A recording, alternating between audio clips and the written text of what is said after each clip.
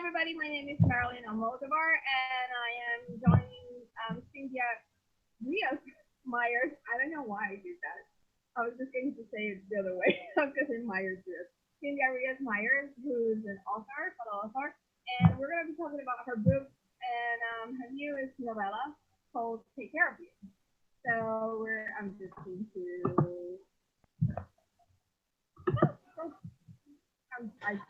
I just messed up again. I just did Jordan the other day, which was not funny. So anyway, hello, Cyndia. There you are. Hi. Hello. Can we start talking a little bit about when did you start writing and publishing? Sure. I started writing, oh gosh, when I was a teenager. I wrote a very bad romance novel. I hope it never sees the light of day. It was bad.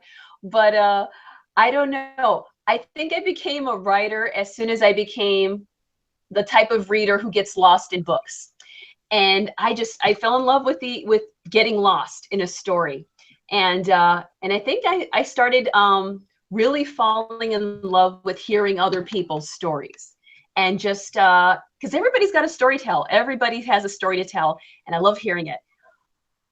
I committed to writing a novel and publishing it on my own when my husband went on a deployment to Iraq in 2008. In 2008. And the first book I wrote was called The Song of the Sleeping Grass. And it's about a woman who does everything right. She's an army wife. She does everything right. She's a professional. She waits for her husband who's deployed to Iraq.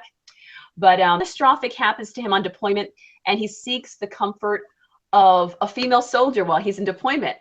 And here goes Becky, the protagonist. She did everything right, but things still went wrong.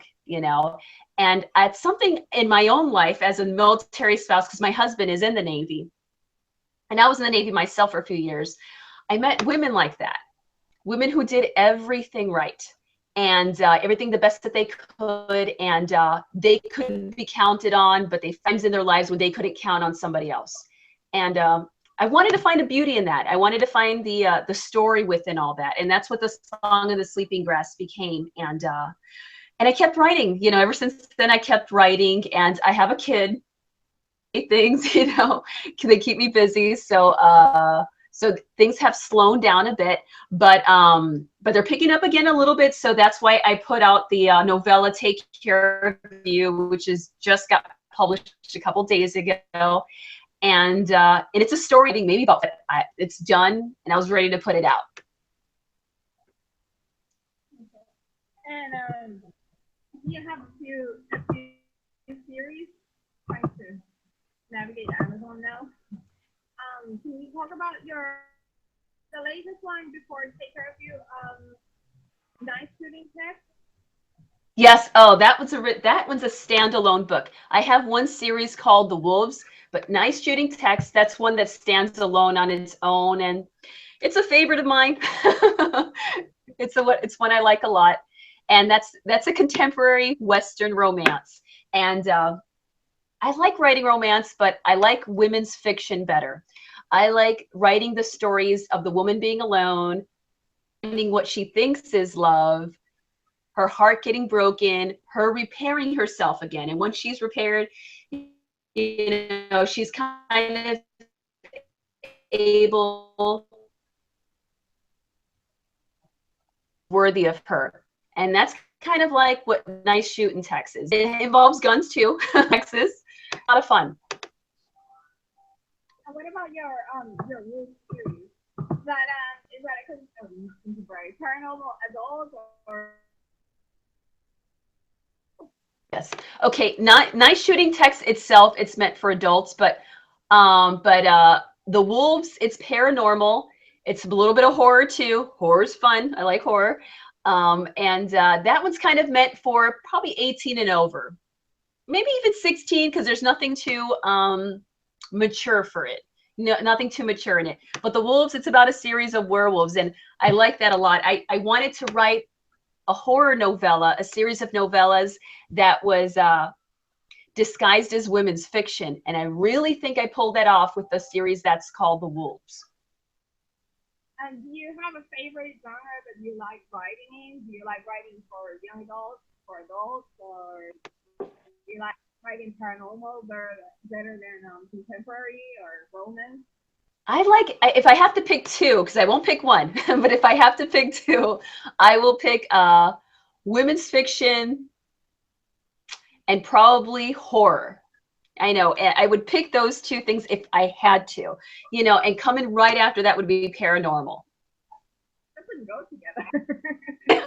I know they can be made to work. They can be made to work because I don't know. I think of all stories, I think I like the stories that women tell the best, the stories they tell and the stories they don't tell. The secrets that they keep. But I like horror too because I like when it, the kind of feeling where you're walking down the road or down a hallway and the rug gets pulled up from under you and you fall and everything you thought you knew was wrong. And I think horror has a good way of doing that, of shaking you awake, demanding your attention, and making you focus on what's important. I think horror delivers that. And which are some of your favorite horror and women's fiction writers? Okay, let's see here. I'm actually looking at my bookcase right now. And let's see here. Women's fiction, some favorites. Let's see here. Ghost Story. Ghost Story is one of my favorites. I don't think I have it here on paperback, but it's a story about these old men who get together, and I think they call themselves the Clam Chowder Society. They're up in New York. And it starts in that it's got that whole sort of they pull the rug out from under you premise. Because you're reading about these older men in their 70s and 80s, and they're getting together to talk about something. And before they used to talk about mundane things, but then one day they realized that it was fun to talk about the scariest things they had ever seen. And if you think about it, old people in general, they are full of stories. And some of these guys have been to war, and they decide to tell the scariest horror stories they can. And what's scariest the most about their series of stories, is that they all start talking about one person, one evil person. And I think that's a good one. It's called Ghost Story. It's wonderful. Women's fiction, I have to say there's a book that's called Ava Moves the Furniture. And it's about a woman who is dying and with the help of some ghosts, it's going to sound trivial, but with the help of ghosts, she moves furniture in her house. Kind of handy if you think about it.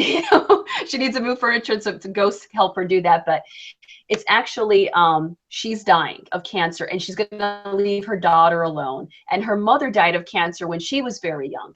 And she finds a way to have ghosts keep her daughter company once she's gone. And, maybe that one is kind of like a little bit of touch of women's fiction and horror. It might be a little bit of both, but I love those two books.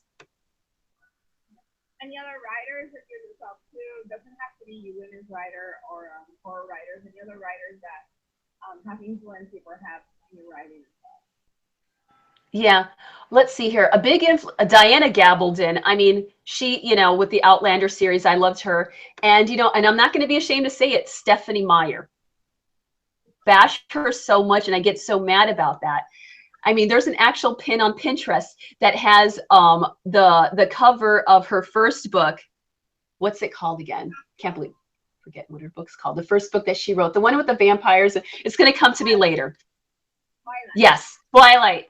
Okay, there's this particular pin on Pinterest, and it's got a book of Twilight, and it's sitting on the tank of a toilet and saying, instead of toilet paper, use this Twilight paperback novel. But it kind of criticizes itself, because if you look at that picture, that novel has been read at least 30 times. The paperback cover is curled up. The pages are all curled up. So whoever wrote that, whoever said that, created that pin, they're hypocrites.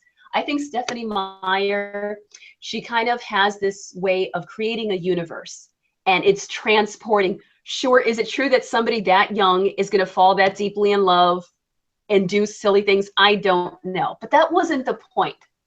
Transportation, and she did that. She has the way of she has this way of commanding attention, and I admire that a lot about Stephanie Meyer. As far as horror writers go, Stephen King, he's a good one. You know, John Saul, he was one of the writers of Ghost Story, I believe. Um, yeah, I think those are big inspirations right now. And where else do you find inspiration for your stories? Where do I find inspiration? Oh my goodness, dreams. I have vivid dreams sometimes, and they're so much fun. And I get up and I try to write everything down that I can remember. And sometimes those make it into novels, and sometimes they don't. And sometimes it's just with the women's fiction novels that I like writing. Taken, you know, it's the road not to. It's kind of like the fork in the road, where sometimes people in life they go down the right side instead of the left side. It's the answer. What would have happened had I gone left? I like to explore that. You know, I like to know what else could have been, and I try to formulate in my mind an alternate history, an alternate story. So those are big inspirations. And what's your routine like when you're writing a book or when you're writing a novella? How do you do it? Do you write in the morning? Do you write in the evening? Do you write all over, the day whenever you have time? You know, I wish I had more discipline, but there's not much discipline involved, unfortunately. It's kind of like I try to get some time in whenever my son's homeschooling, because I homeschool my son too. You know, I might do a little bit then, or whenever he's distracted, I might do something. Or my husband's retired from the Navy now, but when he was gone and out to sea, and I would have 3 or 4 hours at night, it was, you know, it was a good amount of time for me to do some writing, and I do it then. But there is no there. Well, there's madness, and madness is a method. I think there is madness to it. Sometimes the medium will talk to me. Sometimes it'll be Microsoft Word on my laptop. Sometimes it'll be notes on my iPad. Sometimes it's a composition notebook and a blue paper pen. And depending on what it is that commands my time and fuels my energy, that's what I'll use at the time. How do you work when you're developing your characters? Do you have like an idea before you start writing? Do you do a biography of the character that you're going to be working on, or do you just write before the fencing, or do you outline and then just work on the individual characters so you know where you're going to take the story? You know, the biography idea is a great suggestion, and maybe I'll take that on. I usually don't operate that way, though. What I do, what my writing method, it's kind of storyline. Like there's a storyline in my head, and and the characters conform to the storyline. It's not really so much as to here is Rebecca Andrews and I'm going to write about her. It's more like this is something that happens to Rebecca Andrews and she's going to have to conform to the storyline, you know? And that's what I do. And something else that I like doing is that to outsmart my readers. I like doing that because I cannot stand it when I outsmart writers. Like when I know what's going to happen, I'm like, ugh. So I like to try to outsmart readers. I'm like, okay, they're going to expect that this is going to happen now. So I'm going to deliver it, but now I'm going to put something else in there too, something they didn't see coming, but storyline driven. And the storyline has to have surprise. It has to have heartbreak. It has to have drama and growth. And it has to scare people. That's the dream. Yes. You're writing horror, but you really want people to, not read your book at night, or like Joe in Wednesday, who just put it in the freezer, because he was too scared of a part. And I always think about that when I'm writing. I was like, I want people to just go like, oh, put it in the freezer. No one to look at it. Yes. I love that. I know. And it's not so much that, you know, that you want to get a kick out of making somebody scared, but if you can scare somebody, they're more alive. Okay, that's how I feel. I mean, the best. I had somebody who said to me, "Oh my God, I hate you because you make me so scared of being buried." And I was like, "Yeah, that's cool. You won't be, but the fact that they're thinking about it and that they'll finish your book and then still think about your book whenever that situation comes up or something similar comes up. I think that's the best thing." Um, are you, well, we talk about the writing a little bit. How does do you think you could end up writing full time, or do you like writing, whenever you can at the moment? It would be a dream to write full time, but well, life kind of gets in the way of that. Hate that.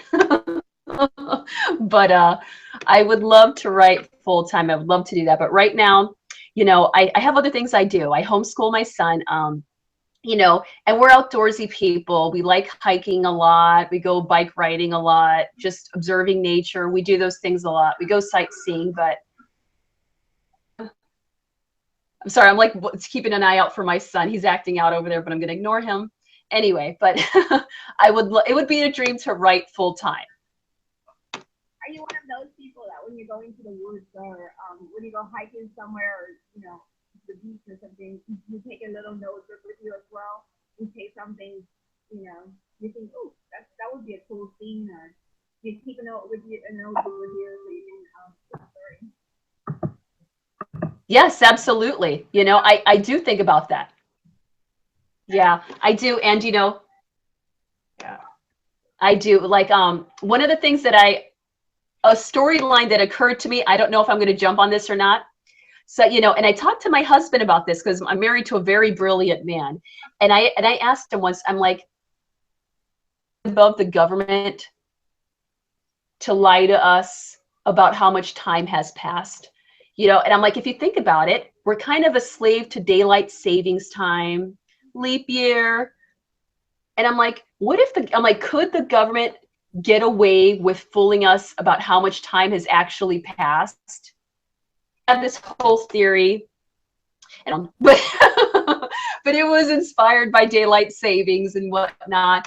And I made a mental note of it. Maybe I should have written it down, but yes, I sometimes I'm walking out in nature, sometimes I'm just looking at a calendar, and I'm like, it's like one of those what if questions, Am I being fooled? Maybe. Can I fool somebody else? I'm gonna try. That sort of thing. You should definitely write that. Yeah. Um, how has it been the process after you write, and when you decided to publish? How was that process for you? Did you think that you would publish the book first, or do you think about self-publishing first, or did you explore the options, or did you just know what you wanted to do with the book once you finished editing?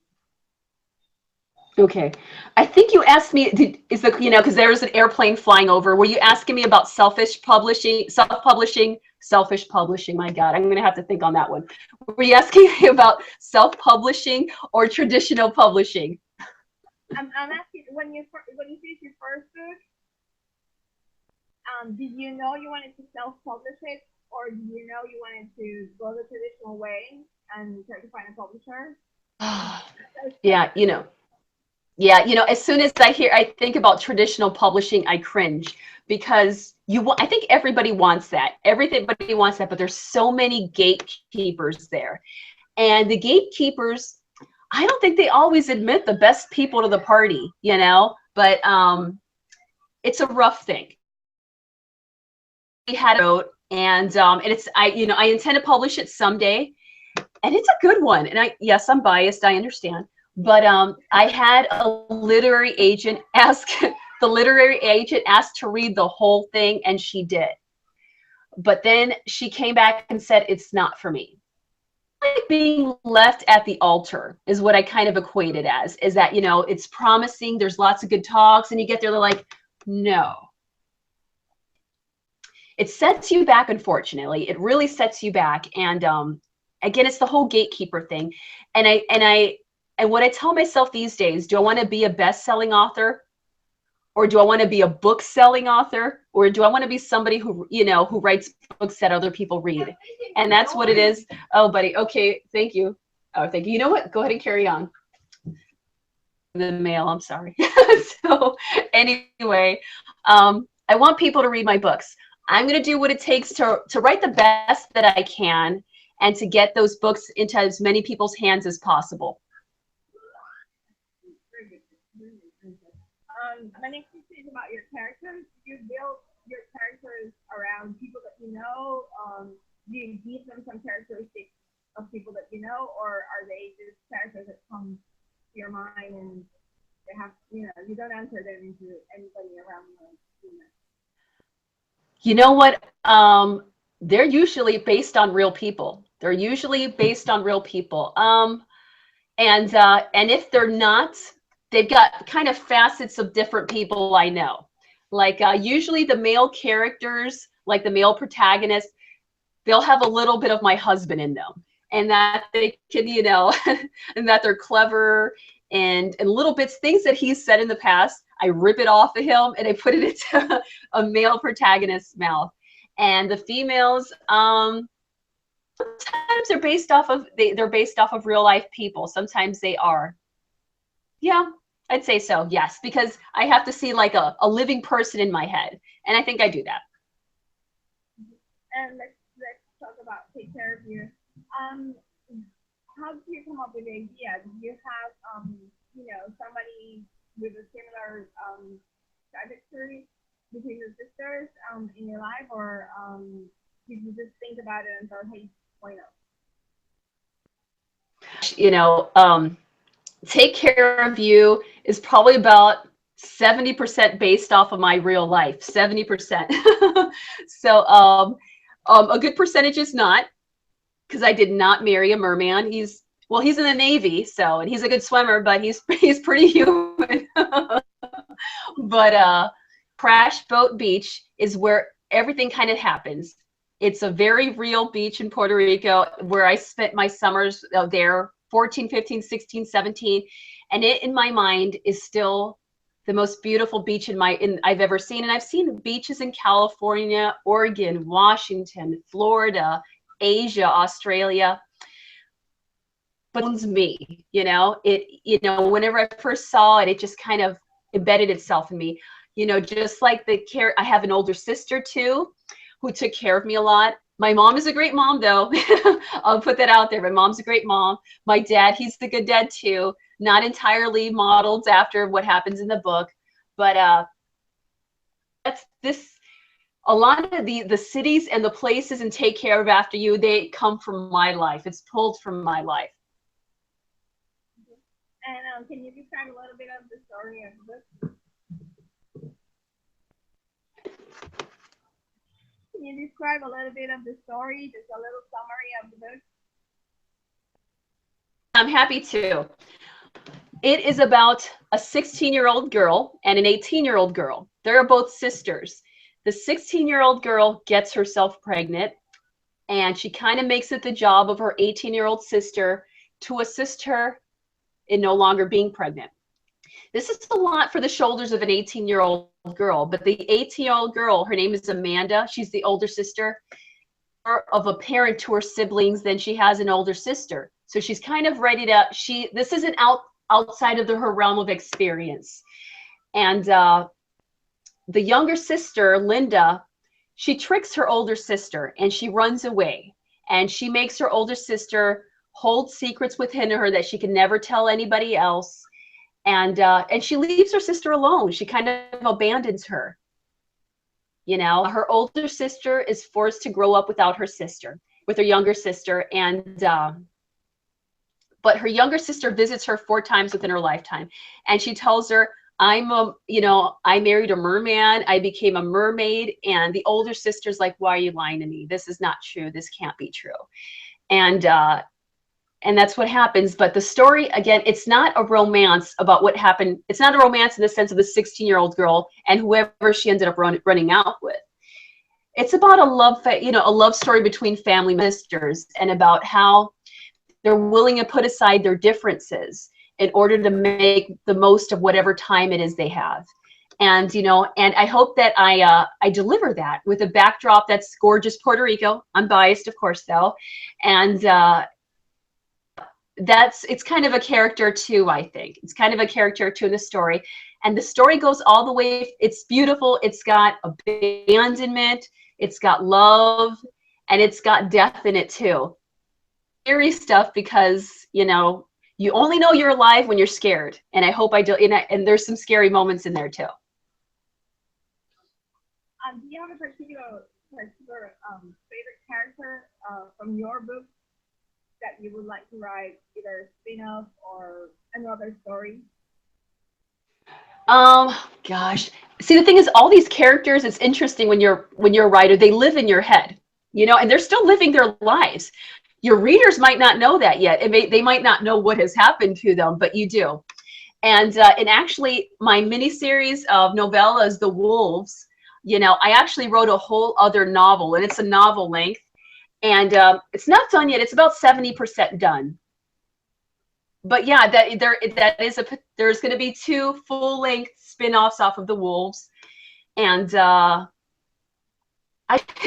I'll get it out there. But yes, I do. There's two characters. They're going to have their own novels. And any other Puerto Rico related books in the works? Horror story related. Let's see here. I'm trying to think here if there are any other horror story related books. Not at the moment. I'm having a lot of fun with women's fiction, so nothing else horror yet. Anything else that you will base in Puerto Rico? Another story, romance or horror in the island? Yeah, I do actually. I am working on a series of it's out there a lot, I know, but a female detective series based off of a woman who lives in Chicago, and she's kind of an undercover private detective, meaning that she's not supposed to be a detective, but she decides to do it anyway. And it's about an older woman. I don't read enough about older women like in their 40s and 50s, so I'm kind of putting that together. And yeah, that's kind of like the next thing that's kind of that's cooking right now. And any other books that you will be writing about in the near future? Like, can we expect another full length or novella in the next, I don't know, next 6 months? Yeah. Let's see here. I actually write. I've actually written what happens in the story. Take Care After You from the perspective, the younger irresponsible sister. I've written, and that one's going to be a novel length. I don't know when I'm going to be done with it, but it tells everything from the story from whenever she meets the guy and makes the questionable decisions, until the end of her life too. And that is going to be definitely paranormal because I don't want to spoil the story here, but the younger sister Linda never lies to Amanda ever. And the fantastic stories, the scary stories she tells, every single one is real. Looking forward to that. Anyway, Okay. Thank you so much for joining me today. I'm going to leave all links so you can follow Cyndia. She's on Twitter and Facebook, so I will leave all of those links in my channel. So thank you so much. Thank you. It was a pleasure. Thanks for watching and interviewing me. And thank you. All right, goodbye. Awesome. Hey. That was cool. Obviously, her book and Amazon page will be on YouTube.